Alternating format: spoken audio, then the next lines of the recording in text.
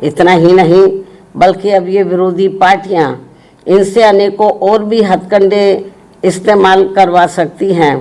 ताकि फिर देश में बीएसपी का अस्तित्व ही ना के बराबर रह जाए। इसके साथ ही अब तो ये जातिवादी पार्टियां अपने राजनीतिक लाभ के लिए इन स्वार्थी व अवसरवादी संगठनों एवं पार्टियों को जिंदा रखने के लिए चुनाव में अपने वोट भी ट्रांसफर करा के इनके अब एक आधी एमपी व एमएलए भी जितवा कर भेज रही है। इतना ही नहीं बल्कि ईवीएम में भी धांधली करा के अब बीएसपी के उम्मीदवारों को जीतने भी नहीं दे रही हैं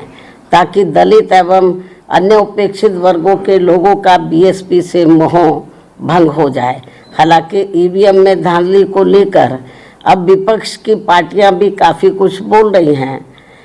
ऐसे में अब हमारी पार्टी सहित अधिकांश विपक्ष की पार्टियां भी यही चाहती हैं कि देश में सभी छोटे बड़े चुनाव पूर्व की तरह ही बैलेट पेपर के जरिए होने चाहिए, जो वर्तमान सरकार के रहते तो संभव नहीं हो सकता। लेकिन उम्मीद है कि सत्ता परिवर्तन होने के बाद ये सब संभव हो जाए। इसलिए ऐसी संभावना के चलते अभी अपनी पार्टी के लोगों को भी कतई निराश नहीं होना है, बल्कि इनको अपनी पार्टी को हर स्तर पर मजबूत बनाते रहना बहुत ज़रूरी है, क्योंकि देश में वर्तमान में चल रहे राजनीतिक हालातों में ये ईवीएम वाला सिस्टम कभी भी बदल सकता है और फिर यहाँ बैलेट पेपर से ही देश में हर चुनाव होंगे। और ऐसा हो जाने पर फिर बीएसपी के भी अच्छे दिन पुनः वापस लौट आएंगे। इस उम्मीद के साथ ही पार्टी के लोगों को यहाँ जातिवादी पार्टियों के इशारों पर बने ऐसे सभी अवसरवादी एवं स्वार्थी किस्म के संगठनों एवं पार्टियों आदि के हथकंडों से सावधानी बरतते रहना बहुत।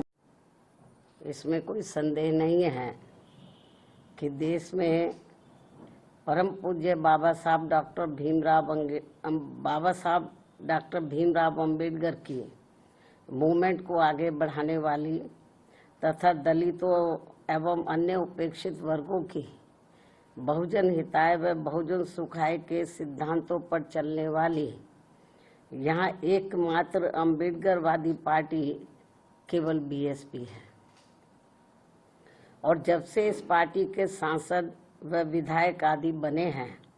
तथा यूपी जैसे विशाल राज्य में भी ये पार्टी कई बार सत्ता में आई है,